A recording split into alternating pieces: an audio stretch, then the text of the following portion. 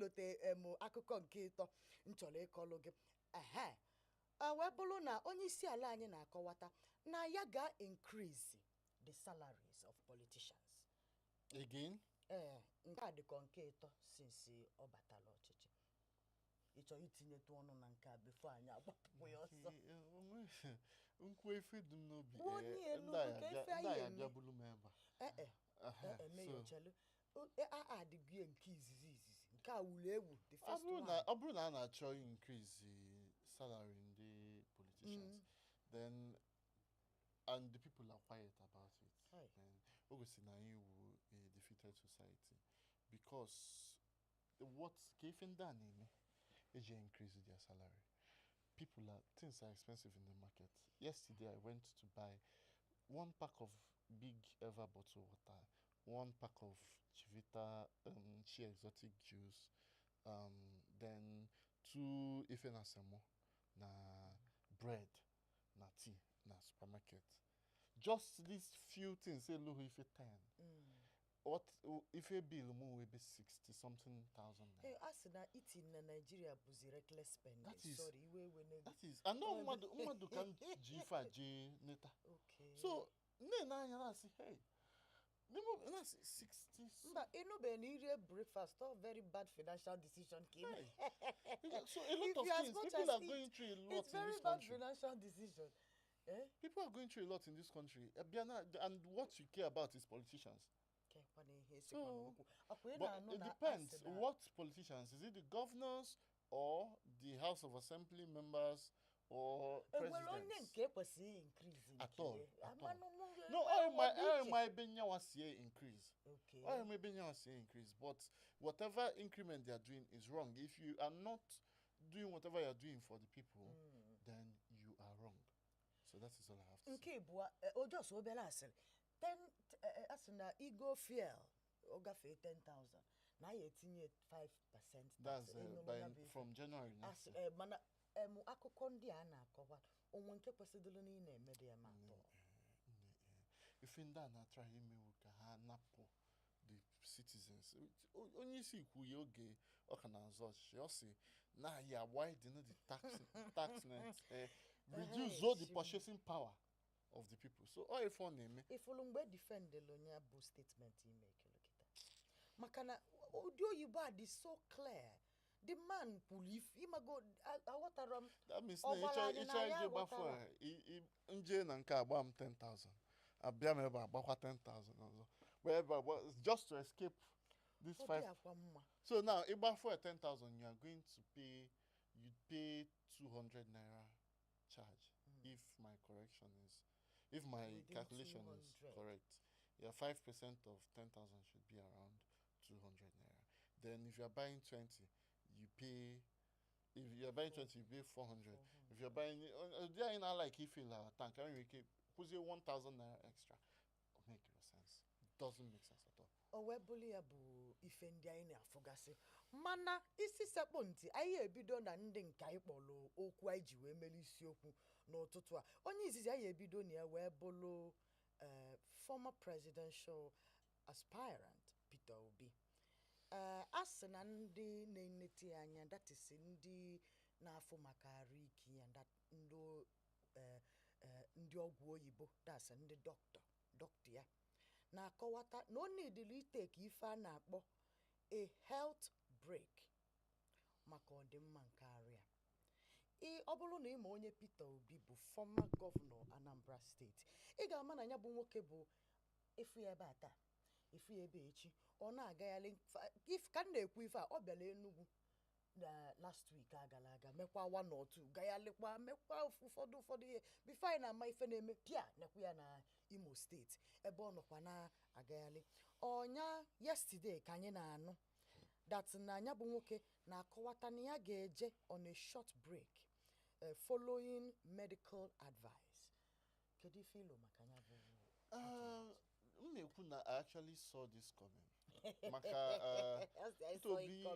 ndị mmadụ na-ehele right, which is well deserved. Mana abụ mmadụ na-like iche maka my health when doing certain things. Yes, you're a presidential candidate, But the kind of grounds Peter Obi now cover in a day, the too much. And I knew that one day it would probably tell on him. Maka EAC, Imo. From Imo, Ije Abia. From Abia, Ije Enugu. From Enugu, Ije Abuja. From Abuja, Ije Lagos. All under 24 hours. It is the body this thing is affecting. It is the body this thing is affecting. So it has been long coming that he actually really needs to rest. Because all these things are of course better no so and he's not getting younger. He's not really getting younger. So only did he take this thing shortly. If only see only na check it on the election, election. Oga if you 3 campaign Obalo Soje France. Kind of we are the France.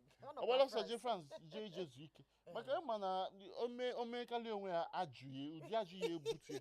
So all these things all is 60-something-year-old man and stress has been seen to be one of the things na naming model age, quickly. Yes, all the access to some of these good life and all of that. But then again, so it is very advisable that he takes a lot of time off, not even just a weekend, 1 week, 2 weeks. Election can be take because on all these things. Tomorrow stress out but okay ABK's election yes so he needs to actually really rest. Also the key be webulu if luru na ndị obodo anyị na appreciate this level of hard work. Maka ife nje kwunu bụ Peter Obi anọrọ n'ọchịchị nke kịta. He's not if ọ na-azọ bụ ọ na-achọ ka o nweta access to presidency. Mana ị na-anya ifu na enwerọkwa politician nọ n'obodo a si etu agaghalị. Ị ga na-efili na ka o si agaghalị ife a na-etinye uche n'ife gbasara the interests of obodo anyị. Ị ga-efili na nya bụ ife ga-endear ya to more people. Mana ka ọ dị ka otu o si agaghalị, a lot of people emeri. The truth is na a lot of people, no matter what he's even doing, to call his spade a spade, ngali no na gali, right, is still for his own way corner. Do you understand? Because no matter what, or even if I appreciate him, we know election, or how president, president. So that is it. He is running to be president, and then again, for you to be able to win someone as strong as Tinubu, you need to do this and even more. So. Whether he's been appreciated, he is being appreciated. Because other than the mother appreciate here, he would not have this kind of support that he has. His support you base. You believe he has great support? Yes, it's evident now from the last because election. If he had great support, you would think the elections can get differently like it did. The elections now, I would not say, I would not come and say what is a popular opinion here on this show. But we all know how the election went. And we saw that even with everything they did, he got over 6 million votes. And that is not child's play. This is from using a party that doesn't have a structure.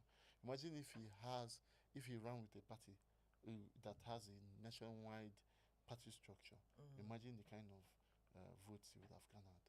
Well, yeah, that is what it is. Nke a wee bụrụ ka isi wee fụ ife gbasatalo Peter Obi na ka o si nwoke kwesịrị ka o jezuo ike onye lụọ nya jekwanụ jeje ebe ọ ya anọdị ana olikwanụ zutetu nwaja ike nke ịbụọ anyị etinye ọnụ na ya n'ụtụtụ a wee bụrụ maka nwunye onye isi ala anyị na mgbe ọ nọ na-celebrate birthday ya on the 1st of September.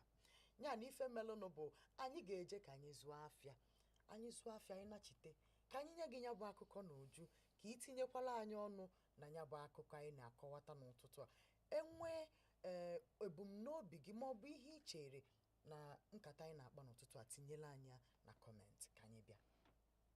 Ndewo na Enugu ụtụtụ ọma ebe ọbụla iso na-anọnyere anyị na South East na mpaghara South East nọ n'Enugu ịnọ n'Ebonyi ịnọ n'Aba ịnọ n'Ụmụahịa ịnọ n'Owerri ebe ọbụla ịnọ onye ije motos abatago n'Enugu ehelụ maka na ọkwụ na enwerọkwa oche solumu ka efu na anyị abịago na Holy Ghost Bus Terminal 2 n'Enugu steeti na 042 Coal City ebe ife niile na-eme ebe onye ije motos na-esi wee na-ewere ọwala anyị abịago nekwa anyị akwa ịfụrụ ụgbọala anyị dị sarasara ụgbọala anyị dị samsam ọ ga-eme ekishọ na ijeluru ebe ị na-eje n'udo ịnata n'udo maka na ụgbọala dị ndụ dị paramount ka ị wee nwee safety ka ị nwee security ifugi ya onye ije motos na-ọfa gị security na-ọfa gị safety na-ọfa gị comfort and luxury nya ịchọrọ ije holidays ka ị na-eje ịzụ afịa ịchọrọ ka ụmụ gị na school maọbụ ebe ọbụla ị na-eje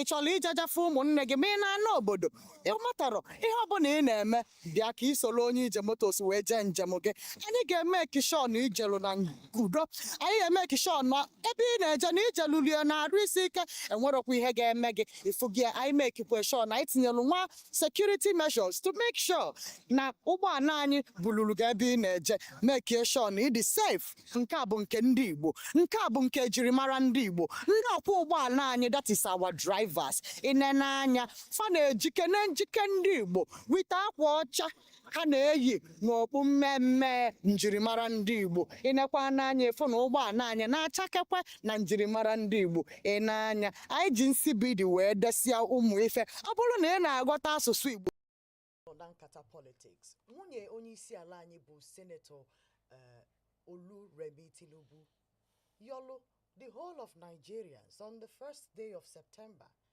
Kafa celebrates ya on her birthday by sending money to her personal account in conjunction with the Ministry of Education. Ka ewe support to rehabilitate in National Library on the 1st of September. O tinyelo afia na the account name. Tinyekwa account number Zenith Bank. Where say Nigerians onye ọbụla chọrọ igonye birthday present maọbụ imago ife a na-enye gift maọbụ card maọbụ ife ọbụla ị chọrọ inye ọsị gị mba gị enyekwanye gị welie ka itinye na akaụntụ a ya wepụtalụ iji wee kwado rehabilitate National Library Nigeria.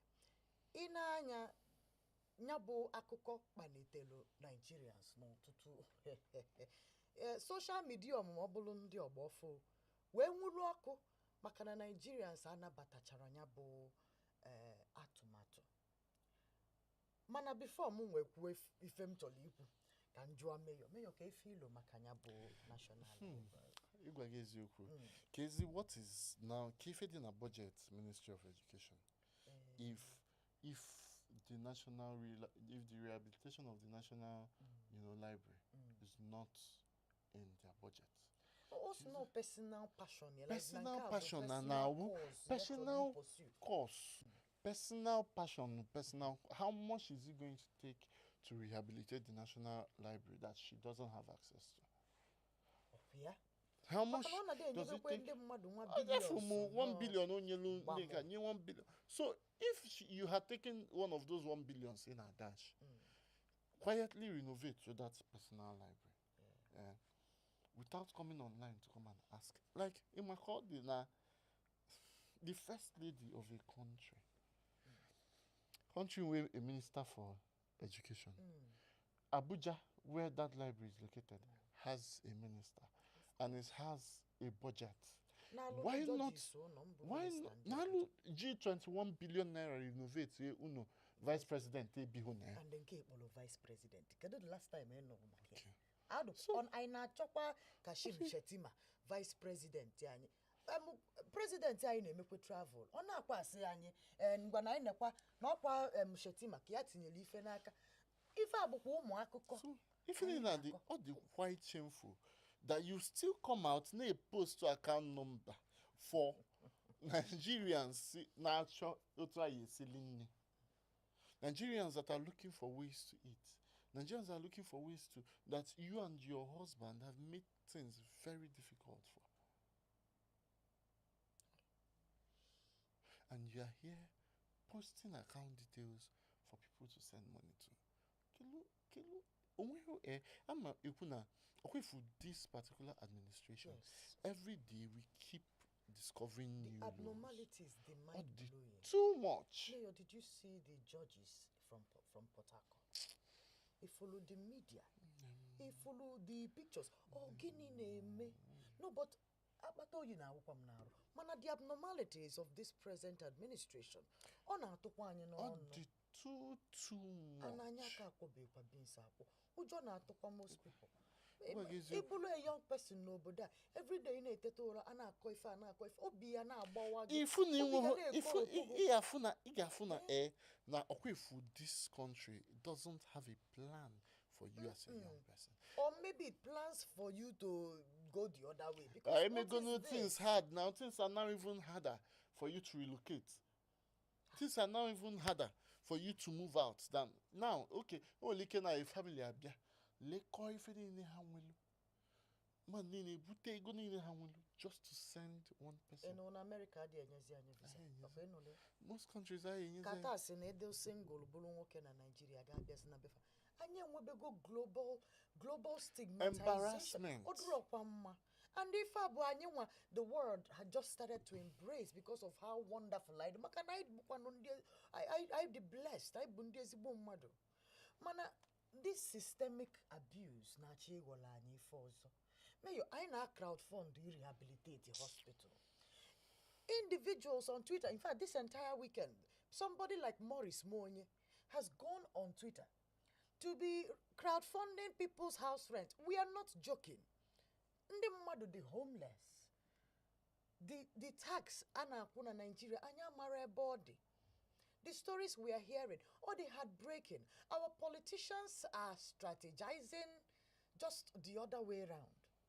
Ofu akoka kaina ako aiwebuli awebia n'Enugu ba anya ba. Ebe anyị nọlọ onwe anyị ebe anyị nọlọ onwe anyị o. On Friday. Anyị wefu picture. Sujimoto's. Video nya ka ibu ụzọfu. Anyị fu ebe ọ na-ebe. Ife melie nya ga-ekwu nke taa, nya ekwu nke taa, nya ekwu nke taa. Ndị otu m piano ya pe ka ịnụnụ ife nwa ọchọ ikwu. O wee kwuo.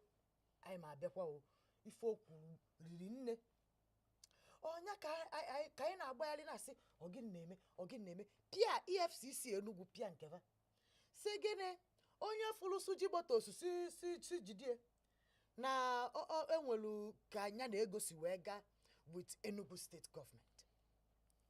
Between that time and now, we have seen reports from every angles of Enugu state and of course the southeast and Nigeria in general. Maka na onye ọbụla na-ekwu uchie na ka esi wee fụnya bụ ihe. Ana akọwata na ego enyelu ya bụ Sujimoto ka o welu lụọ smart schools 22 na enyelu 11 billion naira ka o welu lụọ 22 smart schools na Enugu state. Ewe na akọwata na amaro ka ụgbọ mmiri si wee baa n'ime ụgbọgoro eji wee gbanwa nnụnụ nne wee fe na Enugu state government na akọwata na fa amaro ife nwoke a melu wute ego fanyelie ya bụ nwoke na vidiyo na agwa go mele. Wee na-akọwata na Enugu state government kpọkwali ya bịa n'ọlụ onwe na ya na-alụbukwalu fọlụ. In fact, na ihe segokwe skyscraper, the tallest building in Nigeria, ifulu mgbe okwulie. Na ya nyakwalu government si ka edobe n'akụkụ. Mana nke smart school a, na ya ka arụnubekwa ụdị a before. Mana government kọwatala na fa nwelu funds maka the smart school. Mana ifefe nwere ọbụ capable hands n'Enugu state ya alụ smart schools. Kambulu nyabo ajụjụ bujolu mayor ngwa. Okay, so first of all, different questions. Ejo. Na okwu Sujimoto na Enugu state. Number one, Bona, I don't against the government kpọta onye si mba ọzọ ebia execute a project. Me ya dịkwa m against. Mbachelu anyị ekwu nke ịchọ before ijebe. Kedu ife mere iji wee sị na because smart schools now is a smart school building is not just any building. Igelu So even him, Munyawabu Sujimoto, who the government follow as only the capable. Gwalahana Nyawalubu de far before. For you to see now, it is not just the ordinary building. There's a lot of technicalities that goes into building a smart school. So,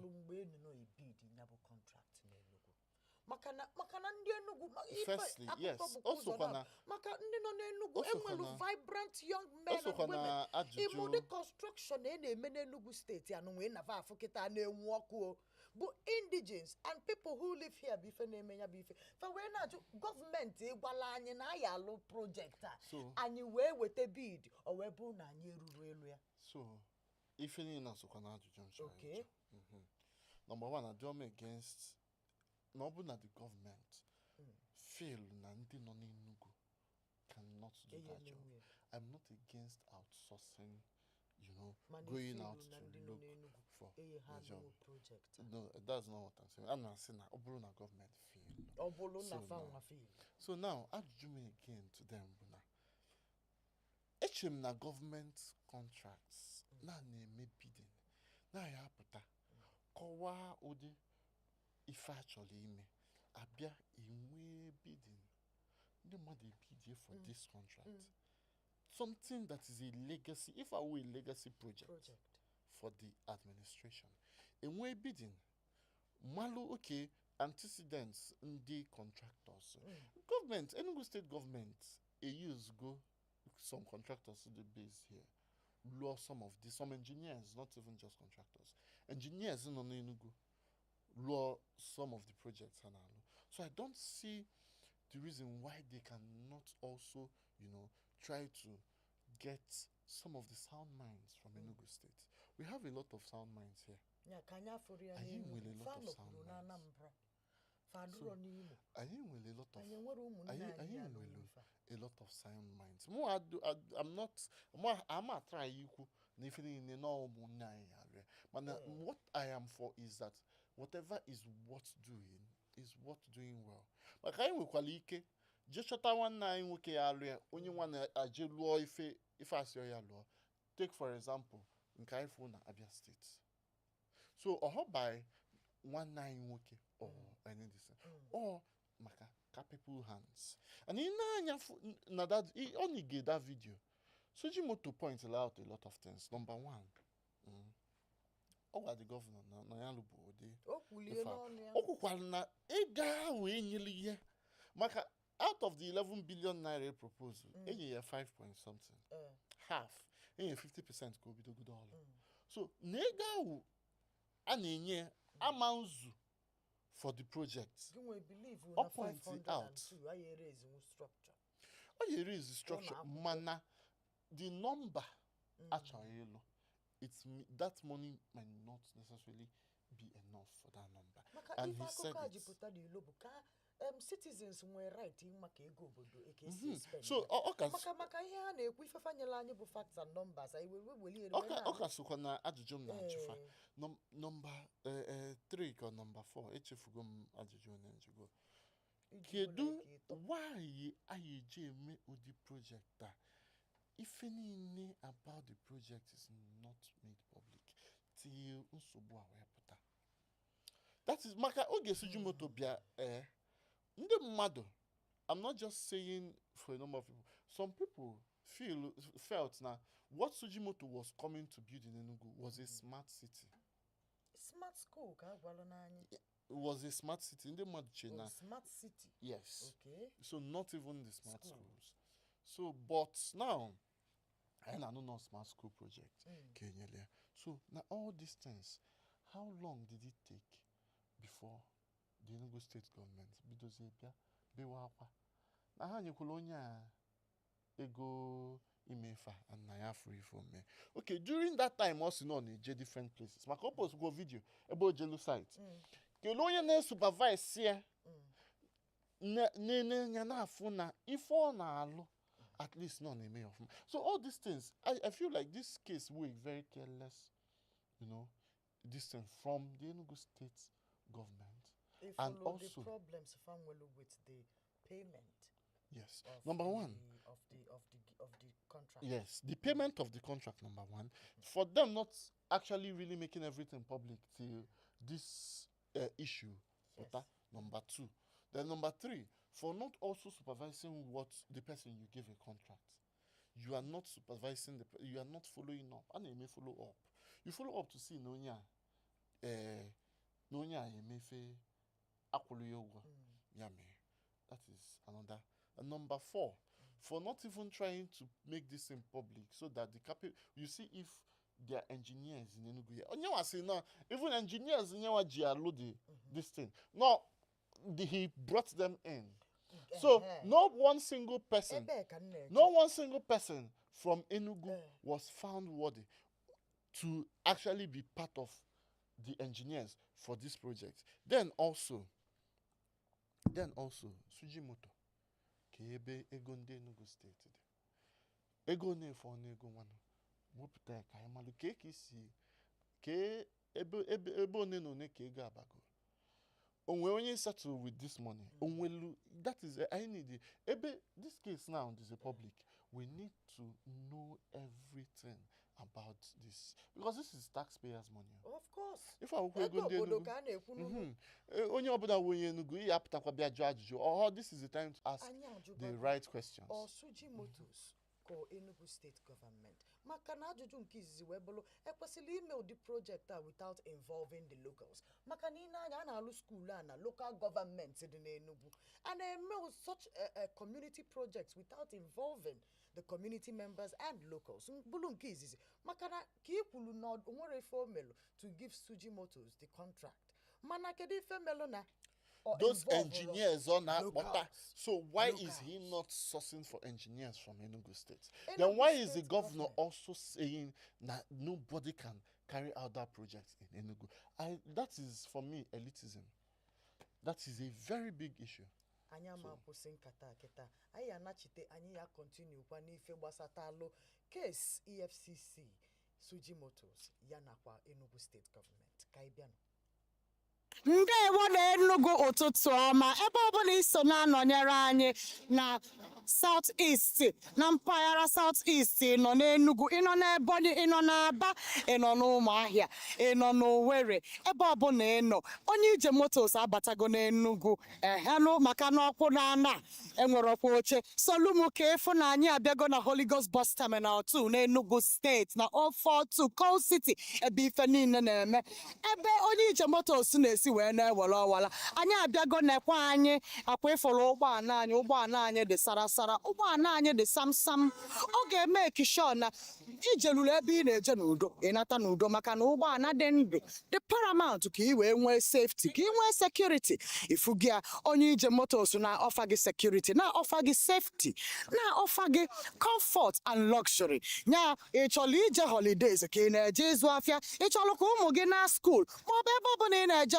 ịchọrọ ijejafe ụmụnne gị ma ị na-ana obodo ịmatara ihe ọbụla ị na-eme bịa ka isoro onye ije motos wee jee njem gị anyị ga-eme ekishọ na ijelu na udo anyị ga-eme ekishọ na ebe ị na-eje na ijelulie na-arụ isi ike enwerokwa ihe ga-eme gị ifugi anyị mekikwe shọ na anyị tinyelu nwa security measures to make sure na ụgbọala anyị buluru gị ebe ị na-eje mekie shọ na ịdị safe nke a bụ nke ndị Igbo nke a bụ nke ejirimara ndị Igbo ndị ọkwọ ụgbọala anyị that is our drivers ịnenanya fa na-ejike na njike ndị Igbo wite akwa ọcha ha na-eyi n'okpu mmemme njirimara ndị Igbo ịnekwa n'anya efu na ụgbọala anyị na-achakekwe na njirimara ndị Igbo ịnanya anyị ji nsibidi wee desịa ụmụ ife ọ bụrụ na ị na-aghọta asụsụ Igbo ị ga-aghọta na ife anyị minil bụ na nke a bụ nke anyị na-emela anyị ji wee na-akpọ ndị Igbo niile na-akpọkwa ụmụ Naijiria niile ka ị bịa sonyere onye ije ebe ọbụla ị na-eje n'ala Igbo bịa ka ị soro onye ije motos onye ije anyị ata ebe anyị na-ewetelu gị nchịkọta akụkọ ife niile melụ na politiks na ana anyị n'izu ụka ọbụla galụ na-aga anyị na-ewetelu gị ife anyị lụ gbasatalụ ya bụ ife anyị kpụ n'ọnụ bife anyị wee jee azụmahịa anyị jelu bụ ife gbasatalụ Sujimoto's ya nakwa Enugu steeti gọọmenti asịlị gbasatala ego ya ka a na-akọ maka na ndị Igbo si n'okwu baa n'ego afụba ife a na-ekwesịrị ịfụ n'ọnya bụ okwu ka anyị nọ n'ime from statements Sujimoto's make. Anya morokwo onye anyị ga-atọ ụta na ihe a. Enugu State Government ka onya bụ nwoke Sujimoto's maka na before Enugu State Government a contract anya bụ nwoke. A na-akọwata na Sujimoto's enwebugokwanu issues of fraudulent, activities in the past as related this his contract business. And Akawata that in 2020 he allegedly collected about $325,000, which is about 260 million, from a client for a property deal that failed to be delivered. And of course, he failed to also refund the money, which led to his arrest by the Force Criminal Investigations Department in Abuja. Nkabuna 2020. And further down the line, you will see cases, other instances where this man, Sujimoto's, has issues with his dealings with clients in the past. So, speaking about credibility and capability, was he worthy of this contract? And also, in terms of payment, aina nuna bond or present to government, but from Jai's Bank. Now, enweziaka government is working on a Zenith account that belongs to the Ministry of Works. We don't understand how these payments were made, but apparently the government is saying that they paid into the wrong account from the look of things. Onye ka get blame. This one self, for the government to actually even make this kind of statement, then something is wrong. Do you understand? Oh, definitely. This whole issue reeks of trying to cut corners, both from the side of the government, majorly even from the side of the government. Majorly, because if any from the beginning, no way comma, you knew na onye agwal gana no handle this kind of project before. No, yeah, me the contract according to what Sujimoto said. Now, number 2, osigi na ega is for contractor. I say hello. Now from the no chanka na the next no yalo. If a government now you know maka bonds na ikunye ego na the wrong account. Kilu these silly excuses. These excuses does not. These things should not even be coming out. These things are not things that we should be hearing because or make one single sense. It doesn't make one single sense that the government would want to execute something that is a legacy project and on a way from the beginning to the current stage on the It doesn't really make any sense to me. It doesn't make any sense to me.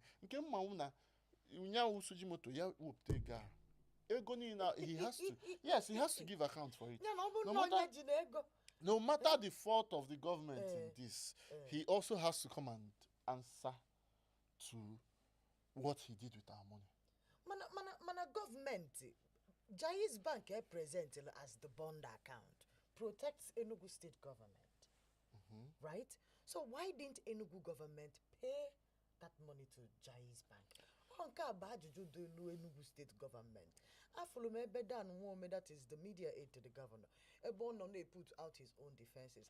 Anuma yoga dan opolo ne gabia na banye kai na ga kalia ki ko watala aje some of FIFA makana ndị nọ n'Enugu steeti na-ajụ oke ajụjụ kemgbe akụkọ apụta ajụjụ si n'enu si n'ana ọ dịkwuo ka iwe na-egwekwu ọtụtụ young people n'Enugu asị na-etu afa nọfa na-agbanyali n'Enugu na-akwụ tax na-asọpọtụ gọọmenti chinye contract si na enwere onye efe dị capable na the whole of Enugu steeti anyị wee na-ajụ biko Enugu steeti gọọmenti aka anyị jikwa na-eje adịrọ mma anyị na-asọpọtụ ife niile gọvanọ Peter Mba na-emela anyị obodo na-amawanye mma kwa ụbọchị don anyị na-ebekwa akwa tax na-ebe akwa na aka ịmagoditin na ọ na-afiji anyị aka n'azụ iwe bịa na-ekwu ụdị ife a ana m asị biko ka efe nwere ya gwa Enugu steeti gọọmenti na omume nka nwe ka ọ dị.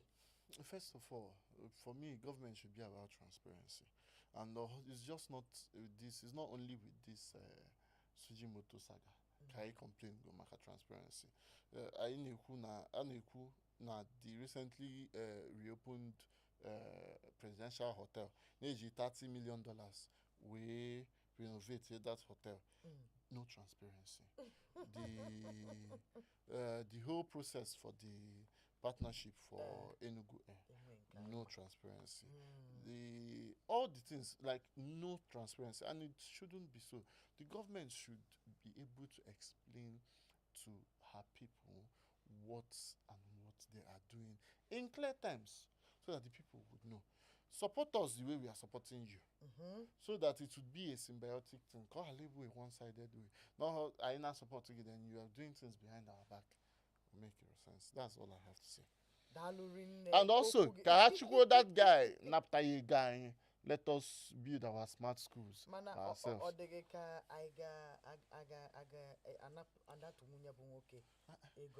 You don't know the power government yields. After God is government. Very connected. Oh, you are connected more than a state government? The connection here we carry government.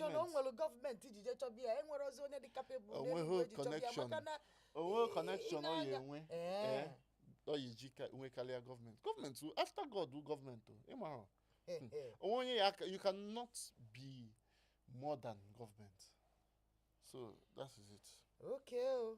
Maka ndị na-asị aka gọọmenti ọ dị na ya bụ kepu anyị na-anụ, maka na ụfọdụ na-asị na ọ ga-abụkwa gọọmenti na ya bụ nwoke Sujimoto gbakọtara aka ọnụ wee na-achọ ịkụpụ billions a ịmago ekulie n'elu, maka na ife anyị ji ekwuru bụ oge ọtụtụ anyị na-anụba ụmụ akụkọ misappropriation of funds na Nigeria. Anyị na-anụ ebe ego na-efu na Nigeria. Ọkwa etu anwa isi nụ ya ka ya bụ akụkọ ya aga. I saw akụkọ from the loan isi. Ọkwa n'obodo anyị a ka agwọ nụlụ ego na ụtụtụ ọcha ukori ọcha na-abụ agwọ tụtụrụ millions of naira na Nigeria n'olielu onwe. Ịghọtago ke agwọ nosili ego aka na-ekwu nọ office accountant general tọchala ọkụ nwụrụ. Ịghọtago some of the inexplicable things anyị na-afụ n'obodo anyị abụ Nigeria. O juru anyị ọnụ. Onye rọ anyị ọnụ anyị ji ekwu okwu. Anyị na-ekili ndị na-eto eto na ana anyị bụ Nigeria, na-ekili ebe ndị okenye ji obodo na-egwu egwu, na-ekili ebe ndị okenye na-ada emela obodo ebele, na-afụ ebe ndị okenye na-akpa agwa ka ndị enweghị obi Chineke. Anyị pụta isi na anyị na-ekpe ụka bụ anyị niile ụka onye ọbụla na-eme ife niile ọ na-eme n'afọ Chukwu, mana n'elu omume unu na-emeso ndị nọ n'obodo, n'elu obodo unu na-emeso ụmụ unu na generations anyị ọ dị akwa mma. Ka anyị bulie jebe na Asaba ya bụ na our Niger Delta brothers and sisters, ebe Senator Ned Nwoke onye dị in charge of state creation and other new appropriations in the Senate, ebe ọ dị in charge of the creation, ebe ọ na campaign na-ekwusi okwu ike ka ewebata Anioma steeti. O wee na-akpọku ụmụ Igbo niile nọ na Asaba wee sị na ha bịakwa o na nke mekwele eji wee na-asị onye abụ n'onye Igbo, onye abụ n'onye Igbo wee na-asị Anioma Igbo, ndị nke Igbo, ndị Ọgwashi ọ Igbo, onye nke ọ bụ Igbo ka ọ na ọ bụghị Igbo, ọ Delta Igbo ka ọ bụ Ngozi Igbo. A na-akọ akụkọ Ned Nwoke o nwee so many things o nwere egwu ụmụnne ha o wee na-akọwatalụfa from way back mgbe a na-anụ agha na Biafra. Ọ sị na mgbe imegidekwa megide ajụọ gị afa gị nwa anwa akpete na ịbụ onye Igbo, inwee problem. And ọ bụrụ na amụrụ gị n'obodo a between the 80s and the 90s or even in the 70s, you might have experienced it. Ị na-anya efu na ụtụtụ n'ime anyị na ana Igbo na-azacha afọ ụka Paul, John, Immaculate, Francisca, ife niile abụcha historical alterations maka ife melụ mmadụ, mana ka ịnụ ife me ya nwere ikwu na anya bụ atụmatụ Ned Nwoke na-atụ.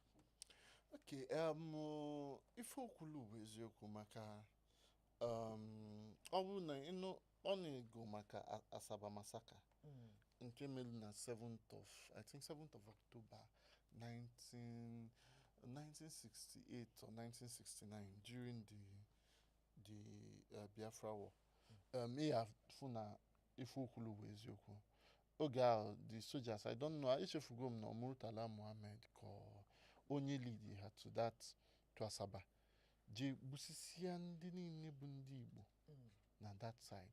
So from what he said bụ na ifu na abịa fu na Igbo onye Igbo egbuo ya. So a lot of them had to change their surnames. Onye na-eme ife onyonyo bụ Stella Damasus apụtago bịa kwuo na afa nna ya bụbu Ojukwu mana maka ife a melu this same thing Ned Nwoko na-ekwu maka na this same thing melufa wee change afa ha site na Stella Ojukwu to Stella Damasus. So now ke ife Damascus pụtara mụ ama ife anyị na-akpọbu ya bụ Damascus Damascus ka anyị nwa ma before Bible mgbe Jizọs na-eje through Damascus so before bịazie bịa gwa anyị na ọhọ Damascus no Damascus. So ife niile a bụkwa ife mere eme ife mmadụ niile fụrụ mere eme and that I'm very excited and very I'm proud, but I'm very I'm a big fan of what Senator Ned Nwoko to unite the people of Anioma to speak in one voice and relate with their identity. As relates the Anioma state, do you think that Anibo is due for an additional state at this point? Yes, of course. They are our people. They are our people. So they want to come home, and it is okay. It is within their rights to also, be with the people who are their own folks. Mana ụfọdụ na-akọwa na enwe nya bụ Anioma steeti na ọ dị possible na a ga-ewechala ụfọdụ Anambra ịmago maka na ọ dị abụ n'ofu ebe ka a na-eje emebe steeti ọ na-abụ emebe ụdị ife ewechata some part of Imo wechata ebe ewechata ebe. No, basically the Igbo speaking part of Delta. So Anima Eka no ya Anioma Asaba all those Ibus or all those places. Oh no, Hamaluzi to the states. Mana they are welcome. Na other states ma fire acho isikwa na state nke hapu ebe a na-achọ ime ka this new Anioma bia. I think that the conversation, and they hold the conversation now. They are holding the conversations. A lot of consultations are, going on. So probably, Hamalo, how Makasi made the political part of it. Maka all this, if any politics can. Hey, owebule ba ka ị ga-achịkọta nya bụ nkata n'ụtụtụ anụ wadalụ rinne n'isonyela anyị chetakwa ka itinyela anyị akara follow ka ịpịa ya ka isolo anyị n'ife anyị na-eme subscribe kwa follow kwa ma share gbaa mbọ ka ị na-esonyela anyị ụtụtụ Monday ọbụla ka anyị na-achịkọtalụ gị nchịkọta akụkọ niile melụ n'izu ụka gara aga na Voice of the East daalụ rinne n'isonyela anyị before anyị apụọ ka m weli ọnụ Igbo wee gwa gị wee sị gị ọma akwa asa arụ ya kwụsị ime nya bụ ife maka na ịma na ife ị na-eme adịkwetere ya ka anyị ji asị onye a na-etinyela anyị aka enwe n'ofe nya gba mbọ ka o wepụ nya bụ aka before o wee gbọla aka mmadụ ya bụ na mụ bụ Nneọma ka esi ebe a wee sị gị ka emesịa meyo ngwa ọ ga-adị ụbọchị Monde na-abịa anyị ga-afụ ụnụ daalụ. Ndewo na Enugu ụtụtụ ọma ebe ọbụla iso na-anọnyere anyị na South East na mpaghara South East nọ n'Enugu ịnọ n'Ebonyi ịnọ n'Aba ịnọ n'Ụmụahịa ịnọ n'Owerri ebe ọbụla ịnọ onye ije motos abatago n'Enugu ehelụ maka na ọkwụ na enwere ọkwa oche solumu ka efu na anyị abịago na Holy Ghost Bus Terminal 2 n'Enugu steeti na 042 Coal City ebe ife niile na-eme ebe onye ije motos na-esi wee na-ewere ọwala anyị abịago nekwa anyị akwa ịfụrụ ụgbọala anyị